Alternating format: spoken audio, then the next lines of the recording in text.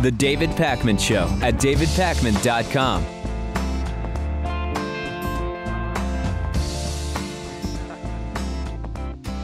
The New York Stock Exchange abruptly shut down at 11:32 a.m. East Coast time yesterday, did not resume trading until about 10 minutes after 3 p.m. Eastern. The New York Stock Exchange president, Tom Farley, said the outage was caused by a technical configuration problem that was fixed, but he didn't describe exactly what went wrong and forced this multi-hour shutdown. He said an investigation would begin last night.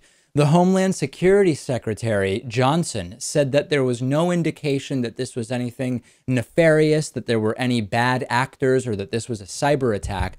But both law enforcement and the SEC, and actually Treasury officials as well, said although they were in close communication with Wall Street, in spite of the on-the-record statement that this was not a bad act. Stocks did not do well yesterday, closing down about 1.5%. We are told that this was not at all related to the technical glitch, but rather the continued tumble of the Chinese stock market, which we'll talk about a little bit later, as well as debt fears in Europe related to Greece. Quote from official security officials involved: U.S. security officials say they have no evidence that the computer problems that struck the New York Stock Exchange, United Airlines, and the Wall Street Journal's website Wednesday were anything but glitches. Others, though, saying, well, there's no evidence aside from the fact that the largest financial exchange, one of the largest airlines, and a major media outlet all were hit on the same day. So not everybody is buying this, Lewis, that there's nothing nefarious going on, although officially we're not told that it was that. Yeah, it seems very strange, and your mind goes to those places. But this could happen. Maybe it did happen, but it does seem very odd. Well, FBI Director James Comey said, quote, "That caught my attention. We're not big believers in coincidence either. We want to dig into that part. We do not see any indication of a cyber breach or cyber attack. But again, in my business, you don't love coincidences." The international hacking group Anonymous, the day before, wished Wall Street ill on Twitter, tweeting late on Tuesday, "Wonder if tomorrow is going to be bad for Wall Street. We can only hope."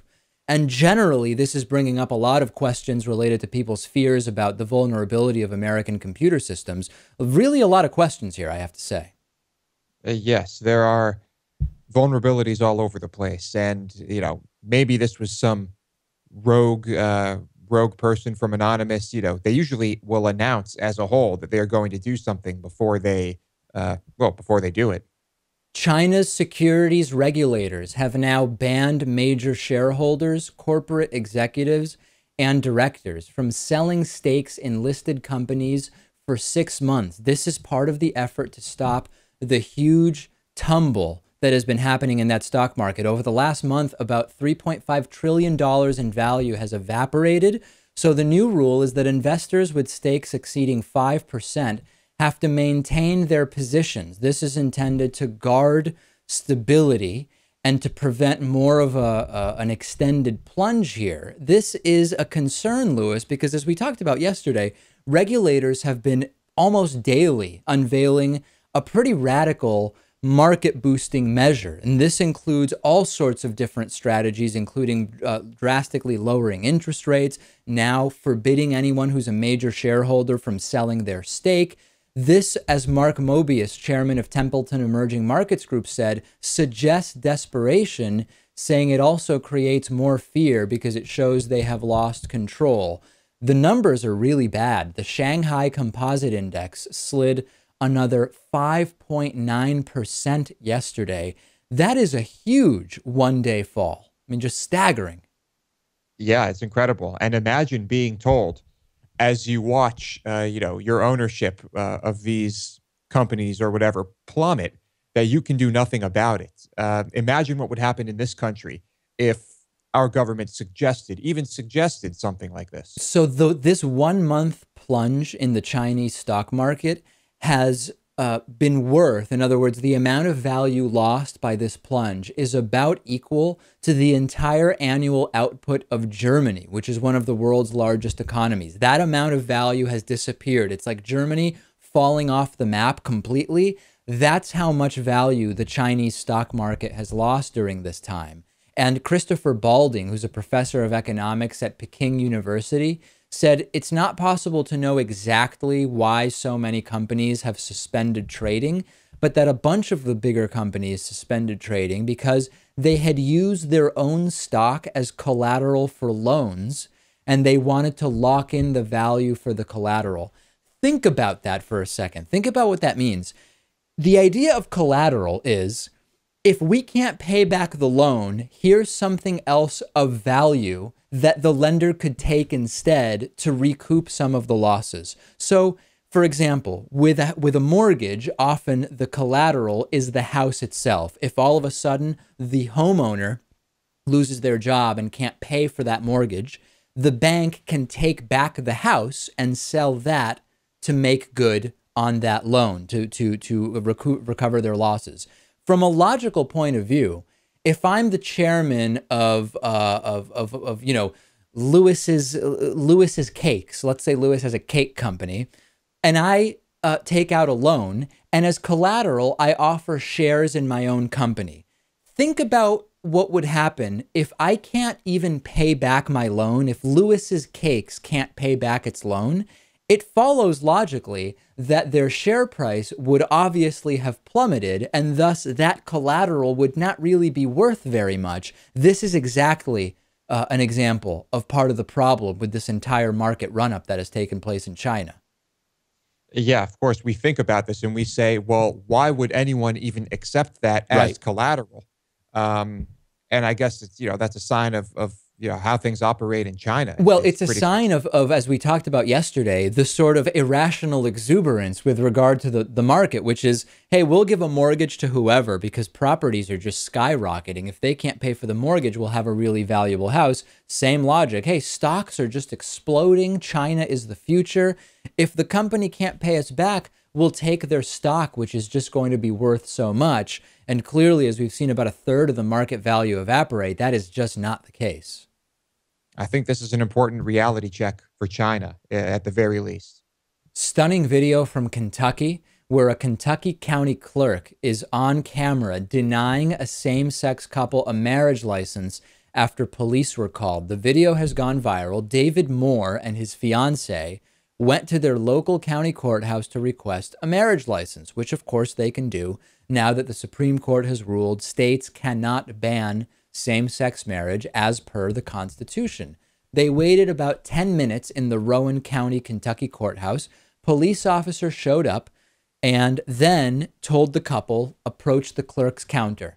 They are told that the clerk is busy, but when the clerk finally appears, she demands that they stop recording. Of course, they have a legal right to do so. The clerk, Kim Davis, happens to be getting sued by the ACLU for refusing to carry out her duty of issuing marriage licenses. She's being represented, obviously, by the right-wing anti-gay Liberty Council. You're going to see a little bit of the video and hear the audio. More in the video shows Davis a letter from Kentucky Governor Steve Beshear directing all clerks in Kentucky to just comply with the Supreme Court's same-sex marriage decision, as well as that ruling with regard to same-sex marriages.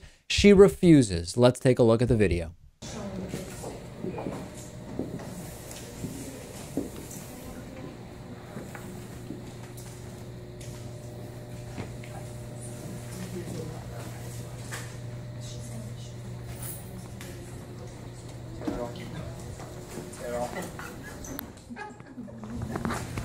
Can we talk to her directly? So she gets just for a moment, if you'd like to hang on. Well, if I could mention, I have the letter from the governor's office stating that all the county clerks are to issue marriage licenses. And I also have the Supreme Court ruling, and I want to be kind of very specific with the language that's in this ruling. And if you just give me a minute. Do you know what it reads, sir? It does. It says the court. We know what it reads, sir, please. And we're not issuing any licenses. We've come down. We've been here. We've lived here for over 10 years. We come down here to register our car. You can go to any county, other county, and get your marriage license. We're just not doing it at this time. We own property here. We pay taxes here. We live I'm here. sorry, that's her choice. We have our right. It's not her choice. We have According a right to this to ask a document. question. she feels According like to this ruling and according to Governor Beshear, she does not have the right to Then you need refuse to us our talk to her. license. I'm not the clerk. I'll be more than happy to let you talk to her. If you'll just have a seat, we'll be there in just a moment. So she's free, and you can discuss that with her. Thank you. Read the Kentucky Constitution. For women or whatever you guys are. I'm going to go out to the car and get my driver's license. I'll be right back. Okay. You can like.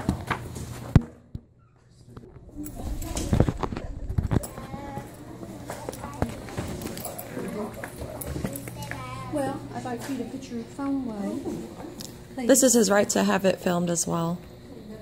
It's also common courtesy to not shove it in people's faces. But it's for her protection. It's also for his rights. We'll talk right here, and you can put that away, okay? David, here. Hold it yourself. We have the right to, as Christians, not to do this, she argues. So ACLU of Kentucky attorney Laura Landenwich said, Ms. Davis has the absolute right to believe whatever she wants about God, faith, and religion.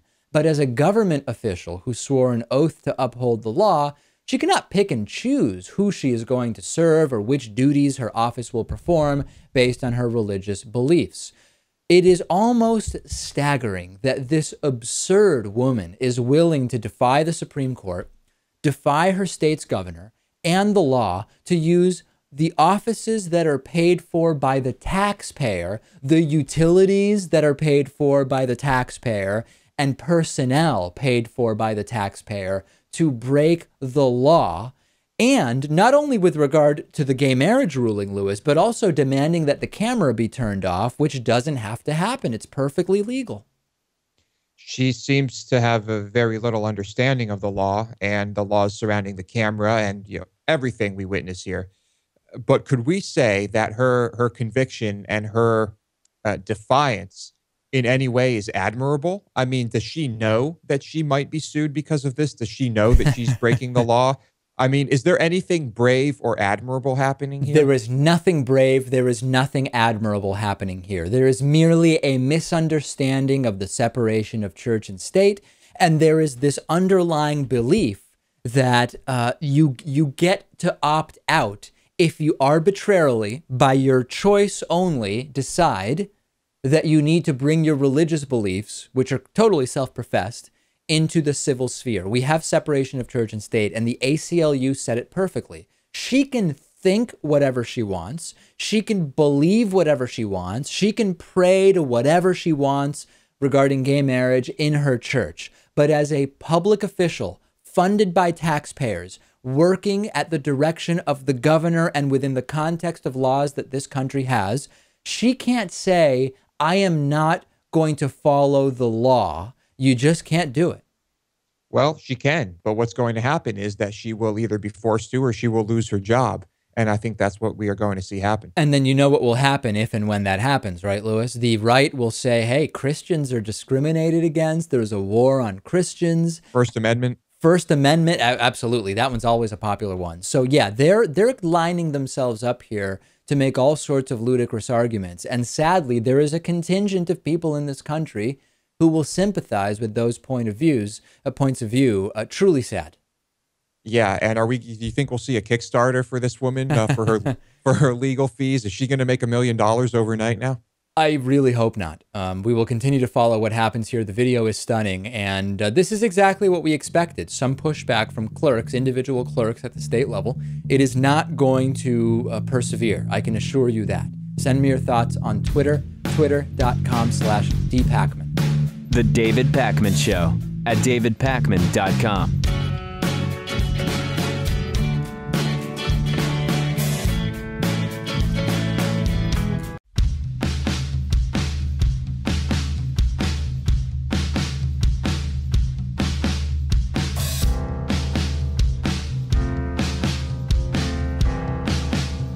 Welcome back to the David Pakman Show.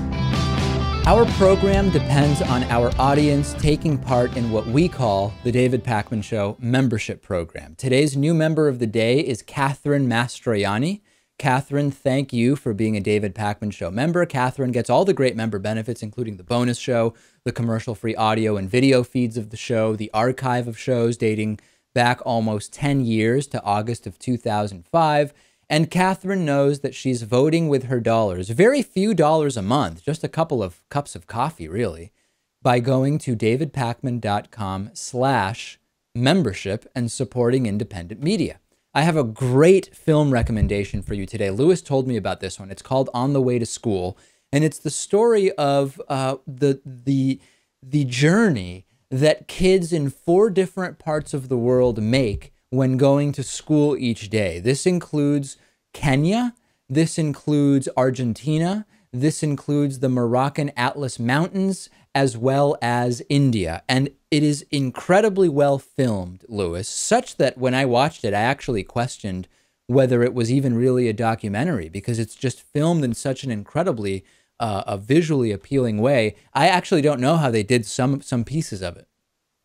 Yeah, it is. It doesn't look like most of the documentaries you'd see on Netflix. It is very cinematic, I guess you could say, but it seems to be pretty real and pretty accurate, and it really puts things in perspective. I mean, it's pretty amazing. If you have to take a 90-minute trek that includes wading a wheelchair through a stream every day to get to school, and then do the opposite on the way home after school, yeah, perspective, putting things in perspective was the biggest feeling I came away with. And it's just absolutely incredible. And I really recommend it to everybody. It is, again, called On the Way to School. It is available on Netflix. And you can also check out a list of all of our recommendations at davidpakman.com/recommendations. And if you use any of the links there to stream or buy the films or books we recommend, we get a little kickback from Amazon for the links that are there. So I would give this thing 5 stars, Lewis. I mean, it was really fantastic. I loved it. I think everyone needs to see it. 5 stars, definitely. Let's give you an update on the Indiegogo campaign. I know you are probably sick of hearing me talk about it. You won't have to hear me talk about it for much longer, because the campaign is coming to a close. Somewhere between 1 and 2 weeks left, I guess about a week and a half left. You can donate at davidpakman.com/donate. We had a really strong day yesterday, and we passed the $31,000 mark. We also passed the 550 donor mark. 3 out of 10 pieces of art have been claimed. If you didn't hear the backstory on this, we put up, as part of the available perks, 8 paintings done by Lewis and 2 that I did.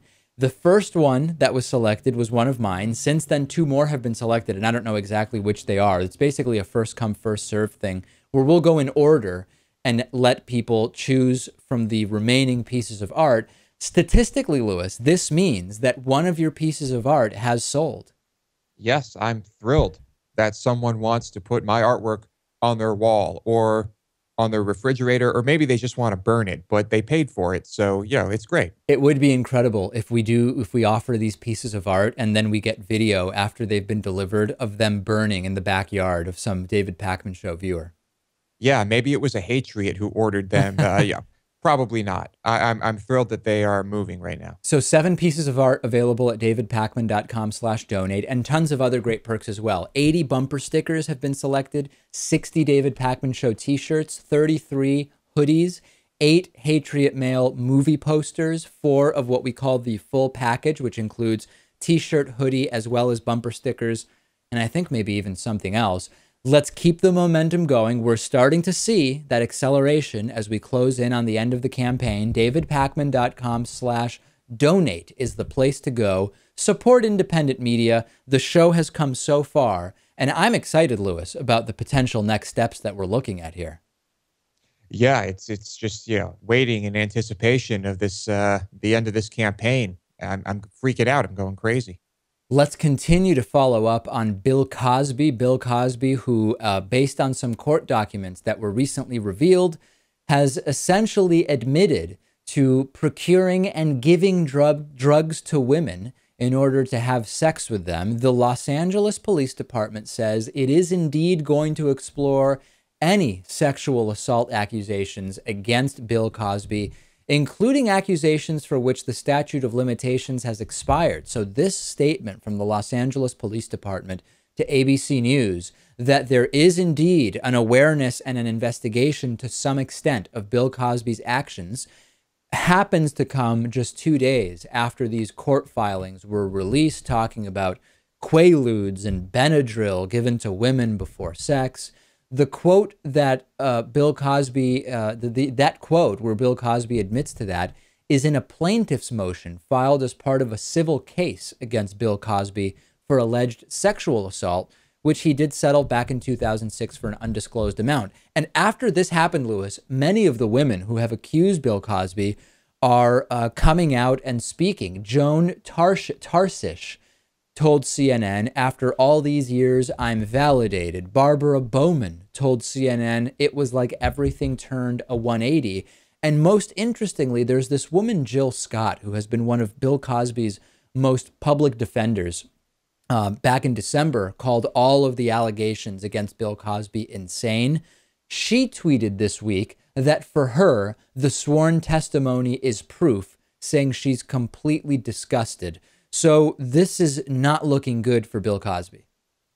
No, and you'll remember that we heard from his wife, who very calmly and clearly stated that this was all false and none of it was true. I'd really like to hear what she has to say about this now. Bill Cosby was brought down in part by these documents because he is a hypocrite. The judge who decided to release the documents said, quote, the stark contrast between Bill Cosby, the public moralist, and Bill Cosby, the subject of serious allegations concerning improper and perhaps criminal conduct, is a matter as to which the AP and by extension the public has a significant interest. That's District Judge Eduardo Rebreno, who wrote that in his decision to release the documents. I'm actually kind of confused about one thing here with regard to the investigation that's ongoing. How were dozens of women making very similar accusations over a period of many decades not enough to open an investigation in the first place? Well, maybe we'll hear about, I don't know what we're going to hear about. I mean, back then, maybe Bill Cosby just wielded a little bit more power. I really don't know. Maybe they didn't want to mess with him. Maybe prosecutors didn't want to mess with him. I guess that to some degree there were investigations in the sense that when these various civil suits happened, you would think that that involved at least partially some kind of police involvement, at least to determine whether there was anything there, although maybe it was kept completely in the civil sphere. Could have been. Maybe there were bribes involved. Maybe I can envision any number of compelling scenarios, David. We are 1 year into Washington State's legalization of marijuana, and next I'll be joined by a former law enforcement officer to talk about a recent report telling us how well or how poorly things are going in Washington State. Here's a little preview and a hint.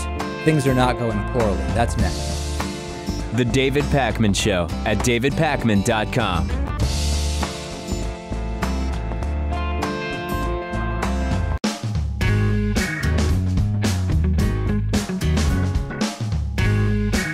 Welcome back to the David Pakman Show. I'm joined today by Matt McCally, who's a former probation officer with the Washington State Department of Corrections and former chairman of the Libertarian Party of Washington State. He's been involved in drug policy reform for a long time. It's great to have you on, Matt. You know, we have this new report now produced by the Drug Policy Alliance, and it's showing mostly positive results from Washington State 1 year after marijuana legalization.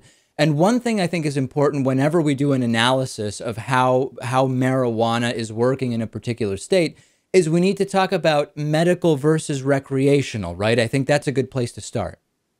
I do. We've had medical for many more years than we've had recreational. And as someone pointed out to me on radio yesterday, no state has legalized recreational marijuana that didn't first have medical marijuana.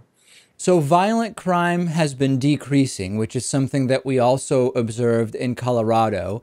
And one interesting thing as well has been that this is very fiscally conservative. So you as a libertarian and many progressives actually share in common that the financial benefits of marijuana legalization do seem to sort of cross party lines in many ways.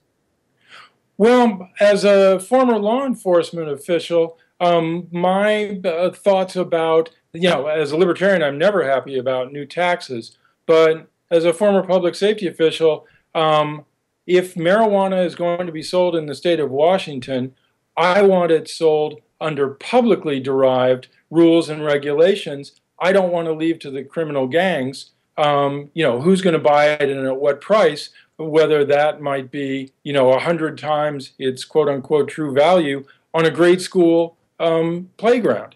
And that's what really gratifies me about the situation here in Washington. We're by no means perfect yet, but more and more of the trade in marijuana is being taken out of the hands of criminals and put in the hands of honest business people. And talk about this in the context of your work as a former probation officer. I mean, when you were working in that capacity, what was taking place that pointed out to you that the sort of status quo around marijuana did not make any sense? Well, the thing that struck me from my first day on the job until my last day, and that was true for me in Washington, and I'm sure is true for all my brothers and sisters in law enforcement across the country, is how overburdened the courts are. I mean, I'm not sure what the numbers are where you are, but I think they're probably like they are out here. Only 4 or 5% of all criminally charged individuals ever get in front of a jury.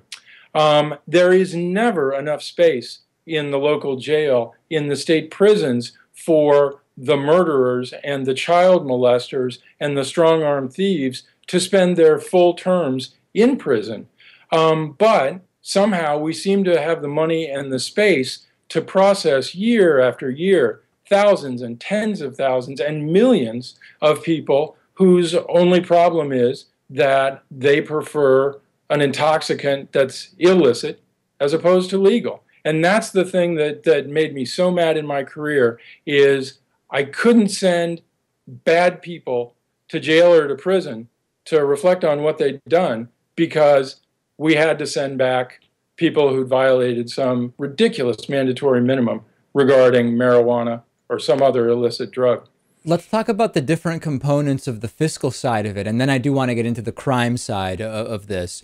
Of course, there's huge savings to be had when law enforcement resources are not used to enforce marijuana laws, right? So that's sort of on one side of the ledger.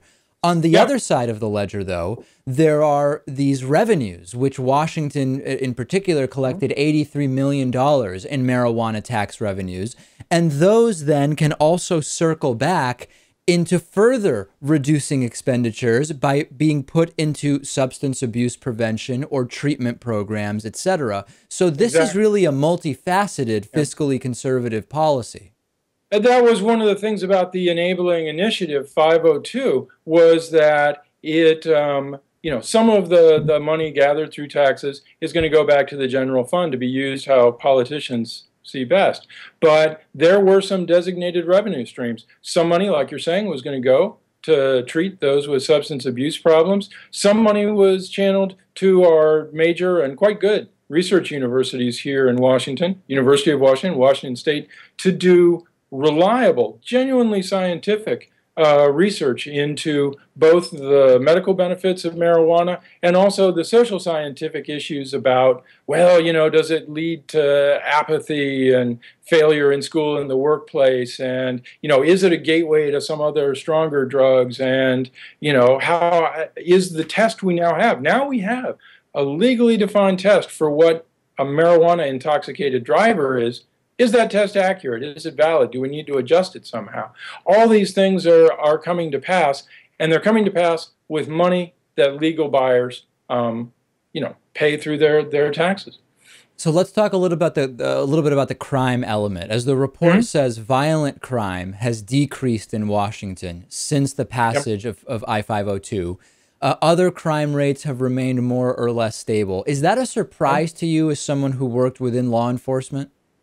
No, I mean, one of the things that we commonly talk about, it's maybe our most common trope, is we talk about the parallels between alcohol prohibition and all the violence and all the failures and all the corruption that went along with it, and our current problems with the war on drugs.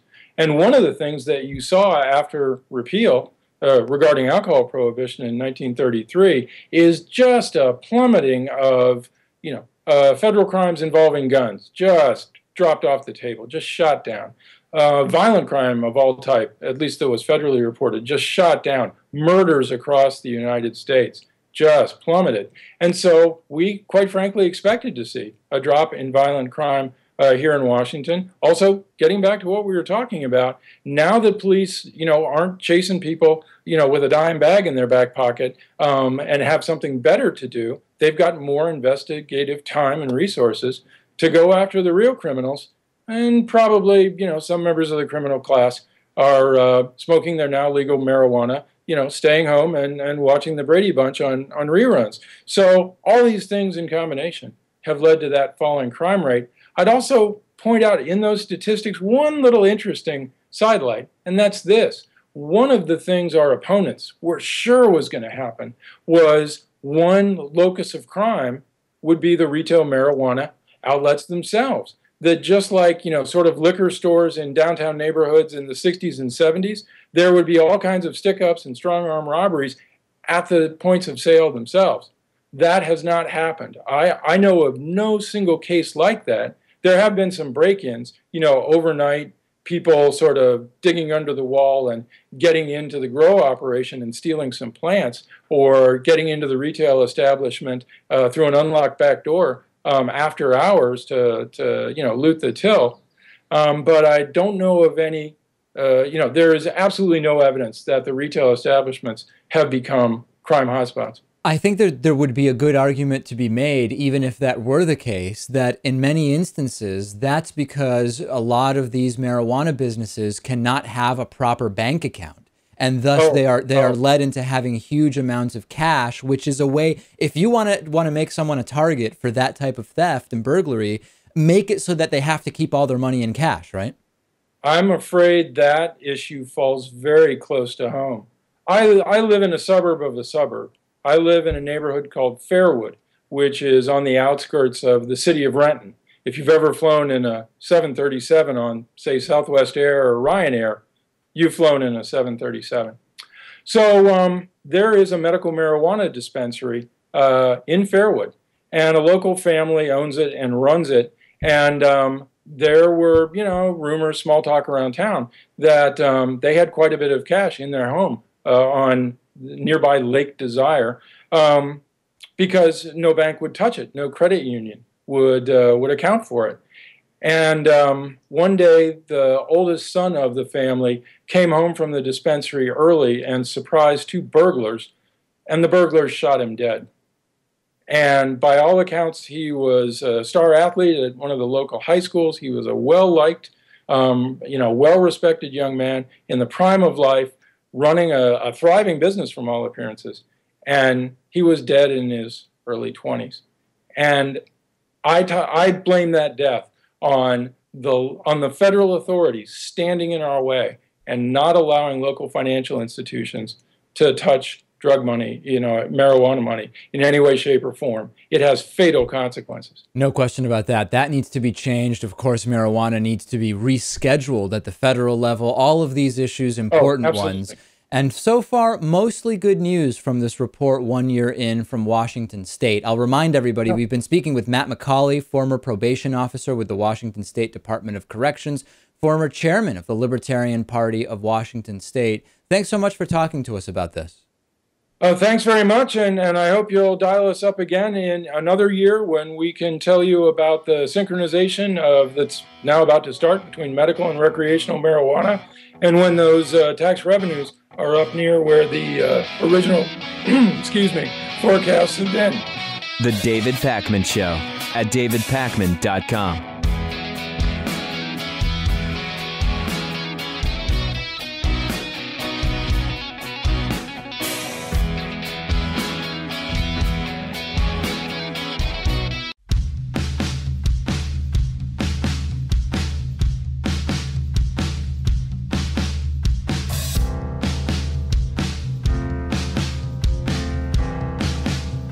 Welcome back to the David Pakman Show.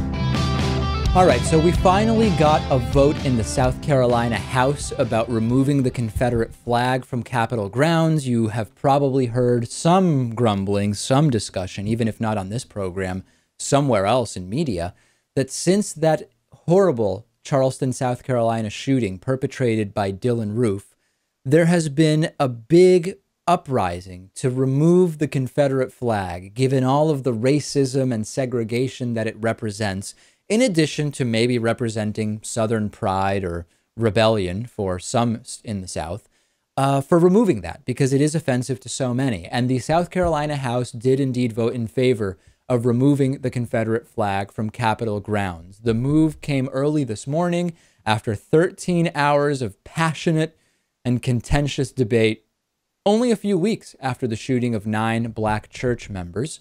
Representative Joe Neal, a black Democrat who's been elected, who was first elected in 1992, said South Carolina can remove the stain from our lives.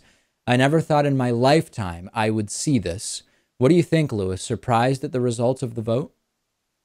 Not really. I think this was the inevitable outcome, and I think it's the right move. I think it's basically a political move, and some of the politicians here are probably just caving into pressure. But hey, it's for the better, right? Yeah, I think that one sign that this had a good chance of happening was that even outrageous right-winger Nikki Haley, the governor of South Carolina, said she was in favor of removing the Confederate flag. Once she said that, I think it kind of provided a more easy situation for Republicans to vote in favor of removing that, because the House easily approved the Senate bill by a 2/3 margin, 94-20. Nikki Haley said, as I mentioned, she would sign it. It's not clear exactly when she will sign it, but the bill says that after Nikki Haley signs it, the governor, the flag should come down within 24 hours. Nikki Haley said it is a new day in South Carolina, a day we can all be proud of, a day that truly brings us all together as we continue to heal as one people, as one state. This isn't actually going to change whether individuals are racist, but it will do two things. It will hopefully change a little bit of the tone in terms of how the Confederate flag is regarded in South Carolina.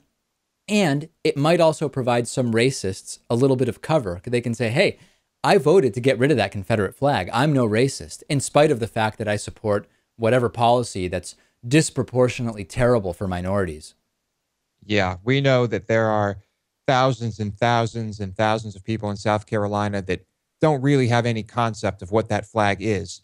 And so just by that flag not being on the Capitol anymore, I think is important. But once that flag comes down, I think you can expect thousands to go up on individual, homes across South Carolina. Probably so. And there were a bunch of Republicans who tried to mount a sort of rally against the takedown of the Confederate flag, and they didn't succeed. Black Democrats were super frustrated about the entire thing, saying that this is completely embarrassing for the state of South Carolina. And it is indeed. It has been and is and will continue to be an embarrassment until that flag is gone from the state capitol. And I think Virginia has Confederate flags on their license plates, if I'm not remembering incorrectly. It all needs to go. It's all embarrassing for the respective states. And I think we're going to set off a chain reaction here. I think we will see this flag disappearing from state property and on license plates. Pat Robertson, host of the 700 Club on the Christian Broadcasting Network, found the silver lining, apparently, in ISIS beheadings, saying that it's actually the best thing that's ever happened, these ISIS beheadings, because of what they exposed about ISIS. Here's Pat Robertson. You wonder, maybe the best thing that ever happened to the world is for these crazies in ISIS to keep on beheading people and doing some of these extreme things. I was reading, they had beheading in the Ottoman Empire, but from what I understand, in 100 years or so, there was only one beheading in all that time. And now we're having them. I mean, ISIS is just, and it's shocking Muslims. Listen, you've heard all this business about Islam being a religion of peace. Islam does not mean peace, it means submission. But here's a book. It's called Islam, a Religion of Peace or War. We'll be glad to give this to you free. you really need it. You need to see what's here, because they're quotes directly from the Quran, directly from the life of Muhammad, and directly from what is being done and what is being said. ISIS beheadings might be the best thing ever. Here's a book you can get if you give us your information for our mailing list. That really summarizes the 700 Club and Pat Robertson. It's pretty incredible. You know, I know what he's trying to say, and that is that because they are broadcasting these atrocities, we are able to better understand ISIS, and perhaps we will do something about it. But he has a very strange way of wording it. Yeah, and it's not shocking that Pat Robertson would think that ISIS slaughtering tribes people and gay people and so-called witches is great, because it means that the Christians don't have to go out and do it. That's, yeah, I'm not sure if that's his thinking or motivation here, but I wonder if he's aware of how many Christians have been beheaded by ISIS throughout this whole campaign. I agree with most criticisms of ISIS that I've heard, but the religious fanaticism that's shown by ISIS doesn't make the religious fanaticism pushed by people like Pat Robertson and the rest of the extreme Christian right a nice alternative. They're all terrible religious fanaticism. Yes, I would like to see religious extremism in all forms, regardless of, you know, sects that behead or do not behead. I would like to see it all disappear. Think of the context, though, Lewis, right? Pat Robertson believes in talking snakes, resurrected zombies via faith healing, and that yoga might be demonic and that demons can attach themselves to thrift store sweaters. But everyone else is crazy. Yeah, we're the crazy ones for not believing in that stuff, too. You know, I guess Christians just have to take the word of Pat Robertson. He's been doing this for a long time. He's the authority. We do have a voicemail number. It is 219-2-DAVID-P, and we have a voicemail to play for you. Let's take a listen. Yes, David. I've been watching your shows recently, and you had one, I think, on the 7th where the Christians are all upset about it's going to wreck the nation, and they act like gay marriage is only happening in the United States. Somebody has to remind them that 20 other countries had gay marriage before we did, and in fact, we already had 37 states that had gay marriage when this Supreme Court thing came out. Yeah, good luck explaining that logic. Obviously, I know, 20 other countries have had gay marriage. They're completely fine. 30-something states had gay marriage. Massachusetts for over 10 years. Everything is fine in Massachusetts. But that's applying logic to the situation, Lewis. It's much better to say gay marriage will be the downfall of society. Logic hurts some people's brains, and we don't want their heads to explode. So let's not force people into using logic, Dave. I wanted to save a little time at the end of the show today just to go over a couple things that are going on. We're down to only 10 days left in the Indiegogo campaign. As I mentioned, davidpakman.com/donate is the place to make your contributions. We are getting ready to head into the David Pakman Show summer vacation, which typically happens sometime in June, July, or August. Part of that vacation is going to be making the big plans and setting up the logistics for the move to Boston, Massachusetts happening in the fall. More on this on today's bonus show. Make sure to get the bonus show at davidpakman.com/membership. And last thing about all of this, if you want a membership, but you don't want to pay full price, make a contribution of any amount to the David Pakman Show fundraiser, even if it's just $1, and then you will qualify for a half-price membership, $30 instead of $60. Go to davidpakman.com/donate, make your donation, and within 24 to 36 hours, you'll get an email from us with a code to get your half-price membership. On today's bonus show, Lewis will talk about anagrams. We will talk about the University of Toronto, Canada, standing by its anti-vaccine curriculum. And as I mentioned, we will go into more detail about the vacation plans and the upcoming transitions for the show, the timeline, everything that's going on. All of that and more on today's bonus show. Do not miss it.